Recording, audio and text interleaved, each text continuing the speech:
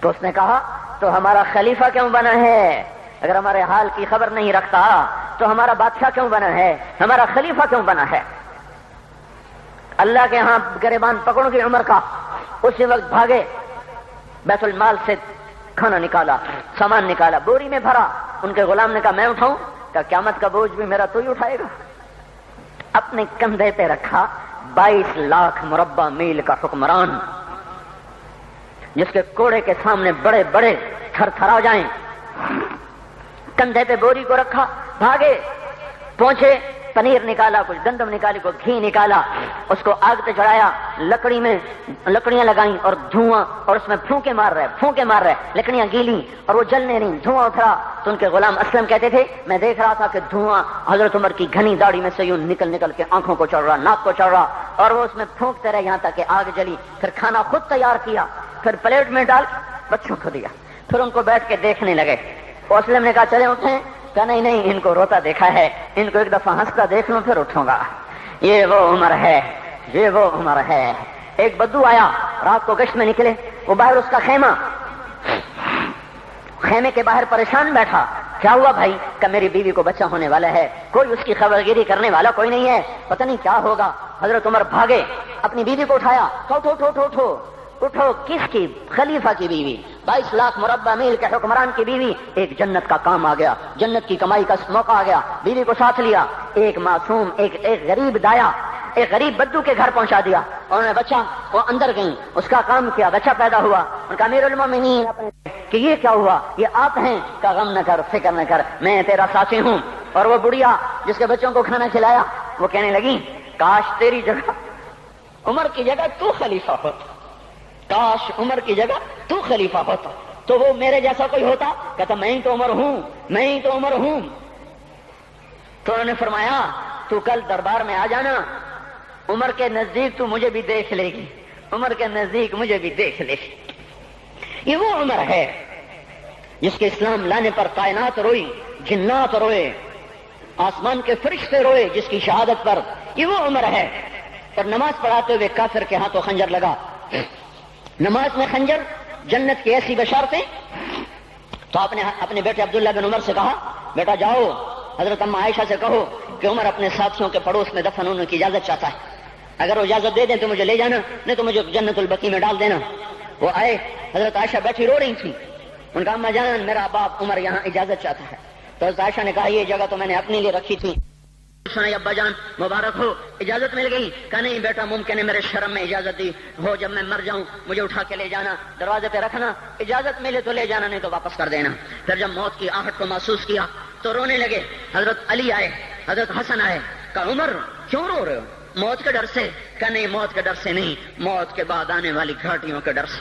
تو فرمایا نہ رو، میرے ان کانوں نے اتنی دفعہ سنا ہے کہ میں گن بھی نہیں سکتا کہ اللہ کے نبی نے کہا تھا ابو بکر اور عمر جنت کے بڑی عمر کے لوگوں کے سردار ہیں. تو عمر اور رونے لگے. کہا تو گواہی دے گا ابو الحسن، میری جنت کی گواہی دے گا قیامت کے دن؟ آپ نے کہا میں بھی دوں گا، میرا یہ بیٹا حسن بھی گواہی دے گا کہ اللہ کے نبی نے یہ بات فرمائی تھی. اتنی خوشخبریاں مل گئیں. پھر فرمایا اپنے بیٹے سے بیٹا میرا سر زمین پہ رکھ دے. گود میں تھا، انہوں نے زمین پہ رکھنے کی بجائے پنڈلی پہ رکھ دیا، پنڈلی پہ.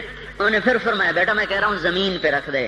انہوں نے زمین پہ رکھ دیا تو اپنا چہرہ یوں مٹی میں ڈال دے اس طرح ایسے، اور اپنی گال اپنی ناک یوں زمین میں ایسے رگڑ رہے اور کیا کہہ رہے ویل لک یا عمر ان لم یغفر لک ربک. اے عمر اگر تیرے رب نے تجھے معاف نہ کیا تو ہلاک ہو جائے گا. یہ تو معاف ہو چکا ہے، پھر ایسا ڈر ہے. اور طارق جمیل کو تو پتہ نہیں ہے، عبد الرحمن اسلم اکرم کو تو پتہ نہیں ہے، صہیب بلال کو پتہ نہیں ہے، کسی کو پتہ نہیں ہے کہ کیا ہوگا. کچھ پتہ نہیں. زینب فاطمہ سمیہ کو کچھ پتہ نہیں ہے کہ کیا ہوگا. فاطمہ کو تو پتہ ہے پھر بھی کپ کپاتی ہیں. خدیجہ عائشہ کو پتہ ہے، حضرت عائشہ محبوب ترین بینی ہیں. جب انتقال کا وقت آیا تو اتنا روئی کہ چنی ساری آنسوں سے تر ہو گئی، موٹی چادر تھی بھیگ گئی آنسوں سے. عبداللہ ابن عباس آئے کہنے لگے اماں جان آپ کیوں رو رہی ہیں؟ آپ اللہ کے محبوب کی سب سے پیاری بیوی ہیں. آپ کا اور اب اللہ کے نبی کا کی ملاقات میں صرف موت کا پردہ حائل ہے. ادھر آپ کی روح نکلے گی، ادھر آپ اللہ کے نبی کے پاس پہنچ جائیں گی. فرمایا عبداللہ مجھے دھوکہ نہ دے، کاش میں پیدا ہی نہ ہوئی ہوتی.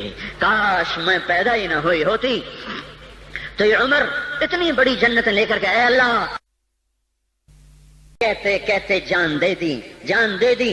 جنازہ اٹھایا گیا، دروازے پہ لایا گیا. عبداللہ ابن عمر دروازے پر گئے، دستک دی، کہا اما جان میرا باپ عمر دروازے پہ حاضر ہو چکا ہے. حضرت عائشہ نے فرمایا لایا جائے عمر کو، مرحبا بعمر. چادر اٹھا کے باہر چلی گئی، قبر کھودی جا رہی. حضرت عبداللہ ابن عباس فرماتے ہیں کسی نے میرے کندھے پہ ہاتھ رکھا، میں نے پیچھے مڑ کے دیکھا تو حضرت علی کھڑے تھے اور آنکھوں سے آنسوں کے ایسے سیل رواں تھا.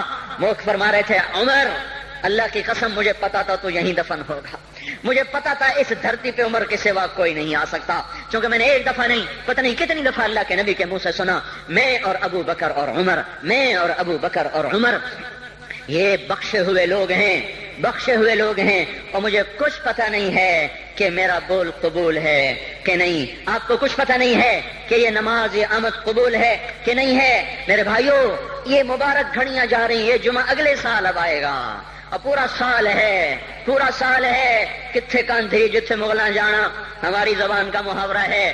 لمبی جدائیاں ہیں، اگلا سال نصیب میں ہے یا نہیں ہے. اللہ کا در کھلا ہوا ہے. دیکھو میں ہاتھ جوڑتا ہوں، توبہ کر لو، توبہ کر لو. میرے پاس کوئی مضمون نہیں، یہ نہیں کہ میں مضمون سنا نہیں سکتا ہوں اور میں اس کے باوجود میرے پاس کوئی الفاظ نہیں، کوئی مضمون نہیں ہے. بس میں ایک فریاد کرتا ہوں، بس کرو، بس کرو، بس کرو، واپس آ جاؤ، واپس آ جاؤ. کتنے اور گانے سننا چاہتے ہو، کتنا جھوٹ بولنا چاہتے ہو، کتنا اس تہذیب کا مذاق اڑانا چاہتے ہو، کتنا اپنے نبی کی سنتوں کو مزید ذبح کرنا چاہتے ہو. آ جاؤ، آج ہم توبہ کر لیں. اللہ بھی کہہ رہا ہے من تقرب الی تلقیتہ من بعید. آؤ آؤ تم توبہ کرنے آؤ، میں کیا کروں گا. ہائے ہائے ماں ناراض ہو جائے یا منہ پھیر کے بیٹھ جاتی ہے، باپ ناراض ہو جائے اس کو منانے جاؤ وہ گالیاں دیتا ہے، بھائی ناراض ہو جائے اس کو منانے جاؤ وہ دروازہ نہیں کھولتا. اور اللہ کو منانے جاؤ جو رب العالمین، جو احکم الحاکمین، جو خیر الفاتحین، جو خیر الناصرین، جو خیر الفاصلین، جو خیر الغافرین، جو ارحم الراحمین، جو اول الاولین، جو آخر الاخرین، جو ذو القوة المتین، جو راحم المساکین، جو ارحم الراحمین، جو مالک الملک، ذو الجلال والاکرام، المقسط الجامع، فعال لما یرید، یفعل ما یشاء.